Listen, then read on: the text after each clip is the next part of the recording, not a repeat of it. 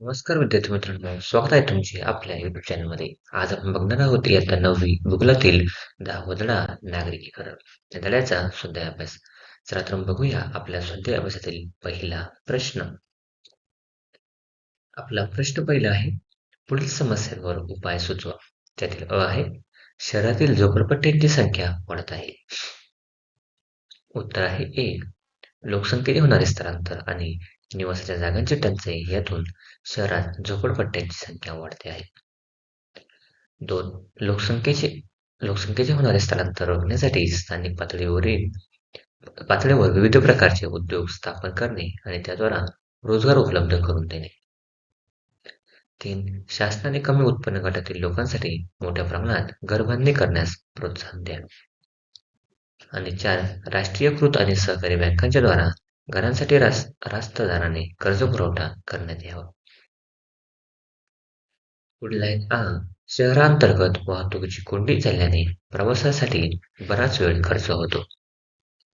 उत्तर आहे 1. भरमसाठ प्रमाणात वाहतुकीच्या साधनात झालेली वाढ वाहतुकीची कोंडी होण्याचे प्रमुख कारण आहे. 2 आहे.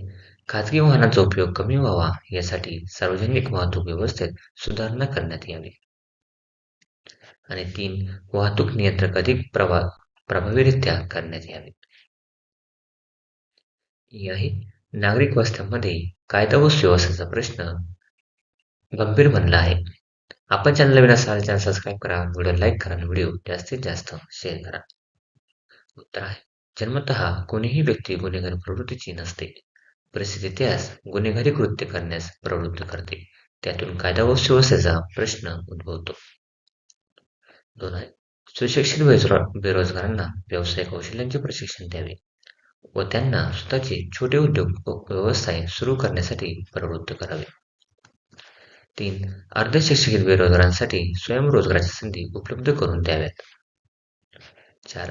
बेरोजगार तरुणांना गुन्हेगारी कृत्य करण्यास प्रवृत्त करणाऱ्या गुन्हेगार व त्यांच्या संघटित टोळ्या उद्ध्वस्त कराव्यात.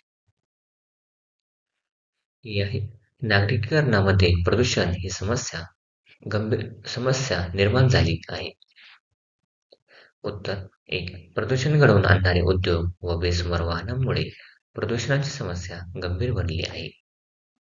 2. मोठ्या प्रमाणात प्रदूषण घडवून आणणारे उद्योग बंद करावेत किंवा त्यांचे अन्यत्र स्थलांतर करावे. 3. प्रदूषण नियंत्रण कायद्यांची कठोरपणे अंमलबजावणी करावी व दूषितांना शिक्षा करावी. वाय नागरी भागात आरोग्याच्या समस्या निर्माण झाल्या आहेत.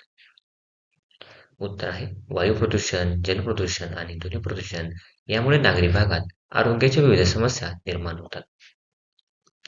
2 आहे. ज्या मानवी व्यवहारांमुळे जलप्रदूषण घडून येते त्यावर नियंत्रण प्रस्थापित करण्यात यावे. 3 आहे. प्रदूषण नियंत्रण कायद्यांची कठोरपणे कार्यवाही करण्यात यावी. 4 आहे. आरोग्यविषयक जागृती निर्माण करणारी मोहीम हाती घेण्यात यावी. प्रश्न 2 आहे. योग्य जोड्या जुळवा. तुम्हाला अ गट आणि ब गट यांच्या जोड्या जुळवायच्या आहे. पहिली जोडी आहे नागरीकरण, 2 स्थलांतर, 3 नागरी प्रदेश आणि 4 नियोजनाचा अभाव. प्रश्न 3 आहे. महत्त्व सांगा किंवा फायदे लिहा. एक आहे अ.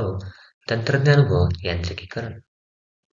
उत्तर आहे, तंत्रज्ञान व यांत्रिकीकरण नागरिकीकरणाला सहाय्यभूत ठरते.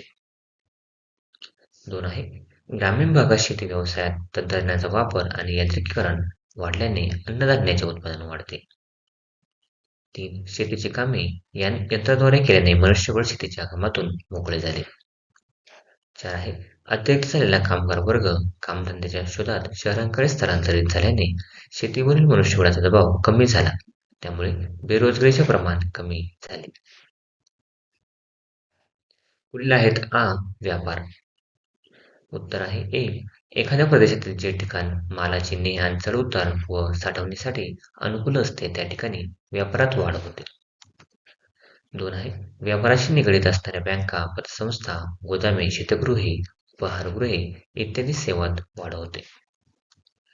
3 आहे. व्यापार वाढीमुळे रस्ते, वाहतूक व दळणवळण सेवा, निवासाची सुविधा इत्यादींत वाढ होते. 4 आहे रोजगारात वाढ होते. लोकांचे उत्पन्न वाढल्याने त्यांच्या राहणीमानात सुधारणा घडून येते. ही आहे औद्योगिकीकरण. पहिला आहे उत्तर. औद्योगिकीकरण नागरीकरणाला पोषक असते. औद्योगिकीकरणामुळे प्रदेशाचा विकास वेगाने होतो. 2 आहे औद्योगिकीकरणामुळे रोजगाराची उपलब्धता वाढते आणि बेरोजगारी कमी होते. 3 आहे औद्योगिकीकरणामुळे मुंबई भारतातील सर्वात श्रीमंत महानगर आणि देशाची आर्थिक राजधानी बनली आहे. 4 आहे औद्योगिकीकरणामुळे देशाच्या आर्थिक विकासाला गती मिळते. ही आहे शहरातील सोयीसुविधा. उत्तर 1.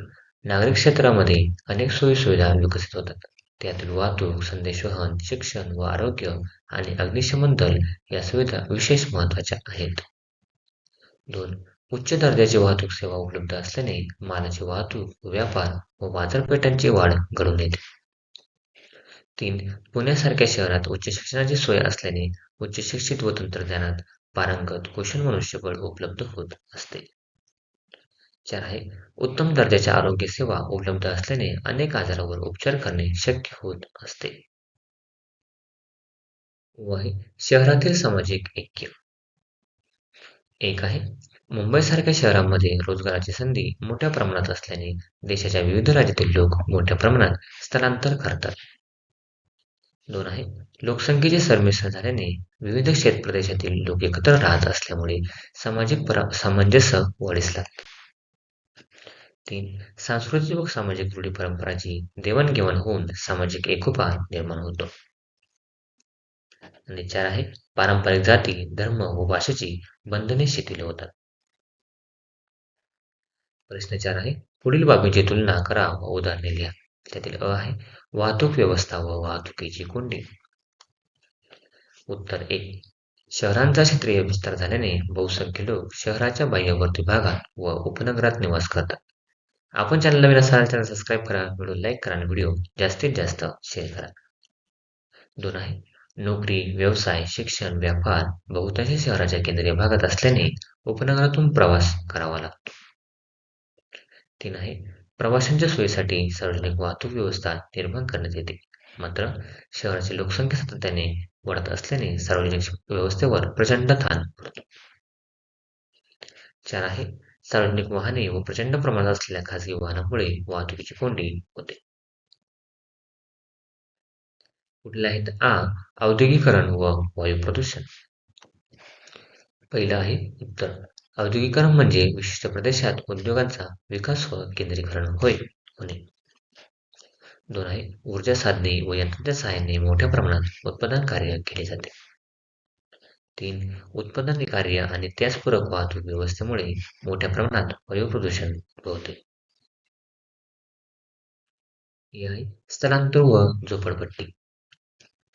उत्तर 1. देशाच्या अविकसित भागातील लोक रोजगाराच्या शोधात शहरांकडे स्थलांतर करतात. 2 आहे त्यामुळे शहरांच्या लोकसंख्येत प्रचंड प्रमाणात वाढ होते. त्या प्रमाणात शहरातील निवास व्यवस्था वाढत नाही. 3 आहे स्थलांतरित लोक बहुतांशी आर्थिकदृष्ट्या दुर्बळ असल्याने त्यांना शहरातील महागडे निवासस्थाने परवडत नाहीत. 4. असे लोक शहरातील मोकळ्या जागेत अनधिकृत, तात्पुरती व कच्च्या स्वरूपाची घरे बांधतात. अशा वस्तींना झोपडपट्टी असे म्हणतात आणि त्या अनिर्बंधपणे वाढतच जातात. ही आहे सोयीसुविधा व वाढती गुन्हेगारी. उत्तर 1. स्थलांतरित लोकांचे वास्तव्य बहुतांशी झोपडपट्ट्यात असते. 2 आहे झोपडपट्ट्यात किमान नागरी सोयीसुविधा नसतात. 3 आहे स्थलांतर केलेल्या आणि झोपडपट्ट्यात राहणाऱ्या प्रत्येक व्यक्तीला रोजगार मिळत नाही. 4. त्यामुळे हे अवैध मार्गाचा वापर करून पैसे कमवतात. त्यामुळे शहरामध्ये गुन्हेगारी वाढलेली दिसते. प्रश्न 5 आहे खालील तक्ता पूर्ण करा. नागरीकरण प्रक्रिया आणि परिणाम. ठीक आहे म्हणजे प्रदूषण, झोपडपट्ट्याची निर्मिती का झालेली आहे, अनधिकृत निवासस्थाने व अपुऱ्या सोयीसुविधा. तसे 2 नंबर आहे स्थलांतर उच्च राहणीमानाच्या आकर्षणामुळे लोकसंख्या वाढली. ही अल्प काळासाठी किंवा कायमस्वरूपाची असते. प्रदूषण शहरांचा वाढता विकास, सोयीसुविधांचा तुटवडा, तसेच नियमांच्या उल्लंघनाचे वायू प्रदूषण, ध्वनी प्रदूषण व जल प्रदूषण वाढवते. रोजगार निर्मिती आणि शेवटचा आहे वाहतूक, संदेशवहन, शिक्षण, वैद्यकीय, अग्निशमन दल यांसारख्या सोयीसुविधा विकसित होतात. तसेच मालवाहतूक, बाजारपेठ, व्यापार इत्यादींत वाढ होते. प्रश्न 6 आहे स्पष्ट करा. त्यातील शहरांची वाढ विशिष्ट पद्धतीने झालेली आढळते. उत्तर आहे 1. आर्थिक विकासाच्या प्रक्रियेत देशाच्या ग्रामीण भागात कारखाने, गिरण्या, ऊर्जा प्रकल्प, बहुउद्देशीय प्रकल्प सुरू झाले. 2 आहे आजूबाजूच्या प्रदेशातील लोक या गावांमध्ये कामासाठी येऊ लागल्याने गोवाच्या लोकसंख्येत वाढ झाली. 3. लोकांना विविध सेवा उपलब्ध करून देण्यासाठी सेवा व्यवसाय व्यवसाय विकसित झाला. 4. शहरांचे क्षेत्रीय विस्तार झाल्याने उपनगरे विकसित झाली. 5. अशा पद्धतीने लहान गावांचे महानगरात रूपांतर या स्वरूपात शहरांची वाढ होत गेल्याने उदाहरण मुंबई शहर आहे. गेल्याचे उदाहरण मुंबई शहर आहे तुमच्या कल्पनेतील सुनियोजित नगर. तर आहे 1. चंदीगड, नवी मुंबई, नवी दिल्ली इत्यादी शहरांचा विकास सुनियोजित पद्धतीने करण्यात आला आहे. 2. अशा शहरात निवासी क्षेत्र, मध्यवर्ती बाजार क्षेत्र, शैक्षणिक व आरोग्य संस्था इत्यादींसाठी विशिष्ट भूक्षेत्र राखीव ठेवले जाते. बाकीचे उत्तर आपण येथे बघून लिहू शकता. ही आहे औद्योगिकीकरणामुळे शहरांचा विकास घडून येतो. उत्तर 1. औद्योगिकीकरण नागरीकरणाला पोषक असते. औद्योगिकीकरणामुळे त्या प्रदेशाचा विकास वेगाने होतो. 2. औद्योगिकीकरणामुळे रोजगाराची उपलब्धता वाढते आणि बेरोजगारी कमी होते. बाकीचे उत्तर आपण इथे बघून लिहू शकता. ही आहे प्रदूषण एक समस्या. उत्तर 1. जे घटक वातावरण दूषित करतात त्यांना प्रदूषके किंवा प्रदूषके असे म्हणतात. ही प्रदूषके जमीन, पाणी आणि हवेत मिसळल्याने भूप्रदूषण, जलप्रदूषण आणि वायू प्रदूषण उद्भवते. 2. शहरी भागात प्रदूषणाचे प्रमाण अधिक असते, म्हणून प्रदूषण ही नागरीकरणापासून उद्भवलेली समस्या आहे. बाकीचे उत्तर आपण इथे बघून लिहू शकता. व आहे स्वच्छ भारत अभियान. उत्तर 1. सन 2016 मध्ये भारत सरकारने स्वच्छ भारत अभियान हा उपक्रम हाती घेतला आहे. 2 आहे एक कदम स्वच्छता की ओर हे या कार्यक्रमाचे बोधवाक्य आहे. 3. गाव हागणदारी मुक्त व्हावे यासाठी ग्रामपंचायतींना विशेष अनुदान दिले जाते. बाकीचे उत्तर आपण येथे बघून लिहू शकता. प्रश्न 7 आहे पुढील छायाचित्रांतील नागरीकरणाच्या समस्यांवर उपाय सुचवा. उत्तर बाजूच्या छायाचित्रातील वायू प्रदूषणाच्या समस्येवरील पुढील उपाय योजता येतील. 1 आहे मोठ्या प्रमाणात वायू प्रदूषण करणाऱ्या उद्योगांचे अन्यत्र स्थलांतर करण्यात यावे. 2. सार्वजनिक व खाजगी वाहनांच्या संख्येवर नियंत्रण करण्यात यावे. बाकीचे उत्तर आपण येथे बघून लिहू शकता. पुढील आहे उत्तर बाजूच्या छायाचित्रातील ध्वनी प्रदूषणाच्या समस्येवर पुढील उपाय योजता येतील. 1 आहे धार्मिक सण साजरे करताना ध्वनिक्षेपकांचा कमीत कमी वापर करण्याचे बंधन असावे. 2. कार्यक्रमस्थळी दिवस-रात्र सिनेमांची गाणी लावण्यास निर्बंध असावेत. आणि 3. विविध प्रकारच्या मिरवणुकांच्या वेळी डीजेचा वापर करण्यावर बंदी असावी. पुढील आहे उत्तर बाजूच्या छायाचित्रात कचऱ्याचे ढीग साचल्याने रोगराई व दुर्गंधी पसरवते. या समस्येवर पुढील उपाय योजता येतील. 1 आहे कचऱ्याचे ओला, सुका व घातक कचरा असे वर्गीकृत करून त्यांची विल्हेवाट लावणे. बाकीचे उत्तर आपण येथे बघून लिहू शकता. पुढील आहे बाजूच्या छायाचित्रातील जलप्रदूषण समस्येवर पुढील उपाय योजता येतील. 1 आहे कारखान्यातील दूषित पाण्यावर प्रक्रिया करणारी यंत्रणा स्थापन करण्याची सक्ती करण्यात यावी. 2 आहे दूषित पाणी नदी, नाले, तलाव, कालवे, समुद्रात सोडण्यास बंदी करावी आणि त्याप्रकारे जलप्रदूषण करणाऱ्या उद्योगांना कठोर शिक्षा करावी. 3 आहे सार्वजनिक पाणवठ्यावर कपडे धुण्यास, अंघोळ करण्यास, जनावरे धुण्यास बंदी करावी. Thanks for watching video. इयत्ता 9वीच्या मराठी सेमी आणि इंग्रजी या माध्यमांच्या सर्व विषयांच्या स्वाध्यायाच्या नवनवीन व्हिडिओसाठी चॅनलला सबस्क्राईब नक्की करा. व्हिडिओला लाईक करा, कमेंट करा आणि वर्गमित्रांना शेअर करा.